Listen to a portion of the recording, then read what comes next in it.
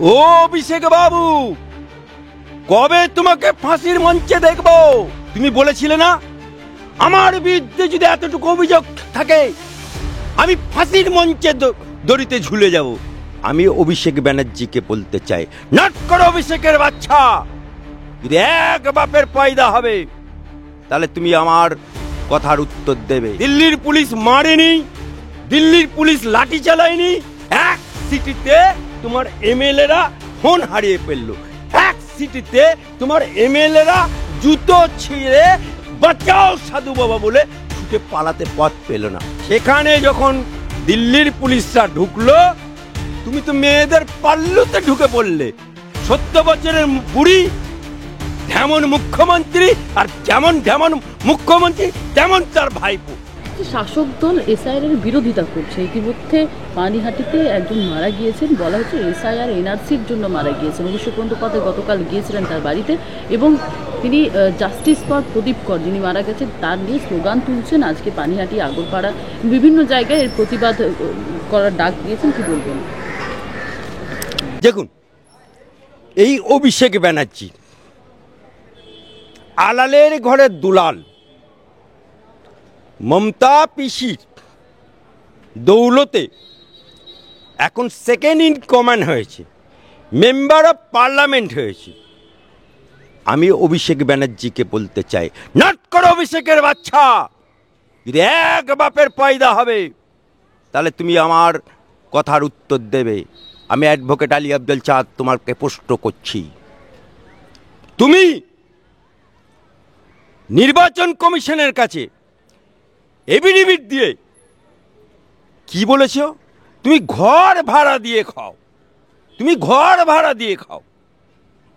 তাহলে তুমি যদি ঘর ভাড়া দিয়ে খাও, তোমার যদি গাড়ি না থাকে, তোমার তাহলে ওই কালীঘাটে যে 5 তলা বিল্ডিংটা, যেটা লিফট চলে, যেটা ঝাড়বাতি জ্বলে, যেটাতে মোজাক করা পাথর, এ বাড়িটা কার?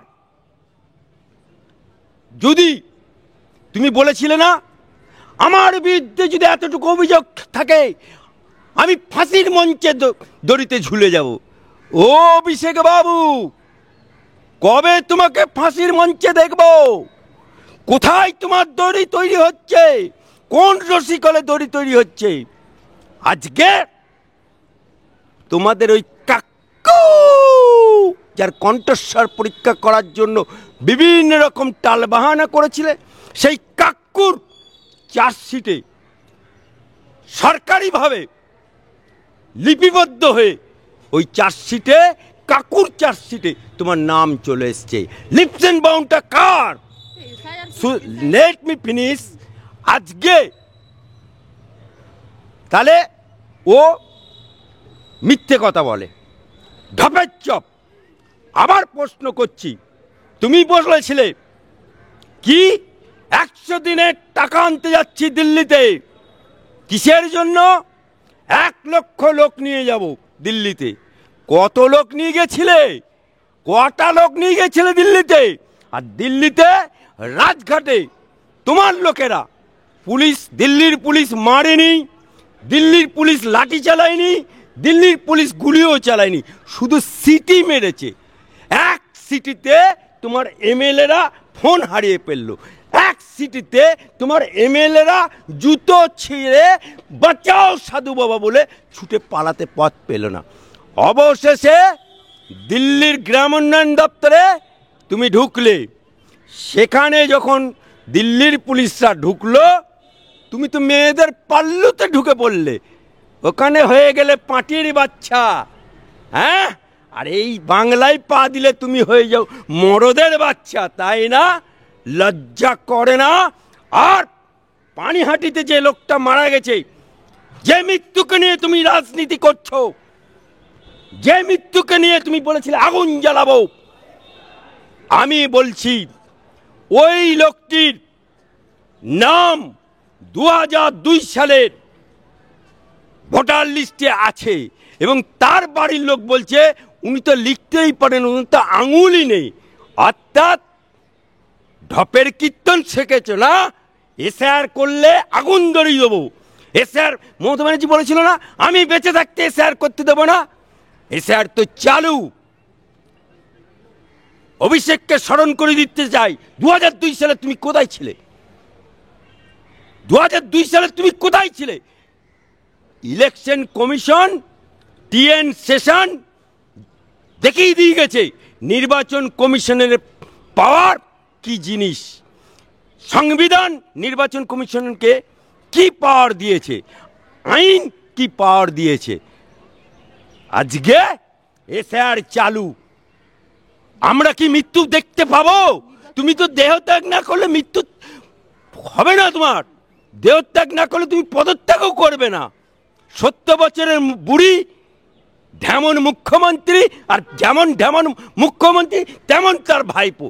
ও ঢপের কীর্তন, এও ঢপের কীর্তন। নির্বাচন কমিশন জ্ঞানেশ কুমার যিনি বলেছেন, জ্ঞানেশ কুমারের বাবার ভোটার লিস্ট আছে কিনা তা নিয়ে অভিষেক বন্দ্যোপাধ্যায় প্রশ্ন করছে। বাবা তুলে কথা বলছেন, স্বরাষ্ট্রমন্ত্রকও তাই একইভাবে। আমি অভিষেক ব্যানার্জিকে বলতে চাই, তুমি নির্বাচন কমিশনের চিফ, ভারতের সংবিধান অনুযায়ী, আইন অনুযায়ী যে পাওয়ারটা দিয়েছে, এসআইআর এই প্রথম হচ্ছে না ভারতবর্ষের বুকে, এটা 15তম এসআইআর। এবং এই এসআইআরটা যে জ্ঞানেশ কুমার ডিক্লেয়ার করেছে 12টা রাজ্যে, 11টা রাজ্যে চুপচাপ এসআইআর হচ্ছে। যত গন্ডগোল আমার বাংলায়, তাই না? আমার বাংলায় গন্ডগোল হচ্ছে। তুমি জ্ঞানেশ কুমারের বাপের খুঁজছো, তুমি স্বরাষ্ট্রমন্ত্রীর বাপের নাম খুঁজছো। তোমার বাপের নাম কি প্রশ্ন করতে চাই? তোমার মায়ের নাম কি প্রশ্ন করতে চাই? যদি এক বাপের বেটা হবে, दूध के दूध पानी के पानी, आजा আমার মেরা হাইকোর্ট মে একটা বাধা দিয়ে দেখ, দেখবো কত বাপের বেটা। তুই তো বাহানা দেখি পালিয়ে যাবি। আমার বাংলাদেশে হয়েছিল না গণ অভ্যুত্থান, বাংলায় গণ অভ্যুত্থান হবে। ওখানে গণ অভ্যুত্থান হয়েছিল বলে ওখানে হাসিনা বুবু মুসলমান, সে কোনো ভারতবর্ষের বাইরে পাকিস্তানে যায়নি, আফগানিস্তানে যায়নি, আরবে যায়নি, সে মোদির কাছে আশ্রয় নিয়েছে। তখন একটি বাচ্চা মেয়ে রাস্তা দিয়ে হাঁটছে এবং বলছে পেইলে সে রে পেইলে সে, হাসিনা বুবু পেইলে সে, মোদির বউ পেইলে সে। তাহলে জনগণকে কিভাবে ক্ষিপ্ত করেছিল মৌলবাদ, জনগণকে কিভাবে হাসিনার বিরুদ্ধে ক্ষোভ জাগিয়েছিল। আজকে বাংলার বুকেও সেরকম ক্ষোভ জন্মাবে এখানেও।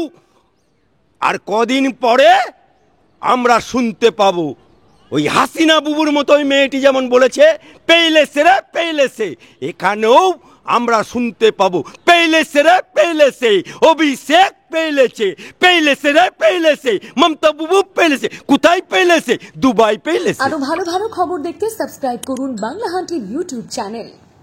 বাংলা হান্টের আরো খবর দেখতে নজর রাখুন। বাংলা খবর মানেই বাংলা হান্ট।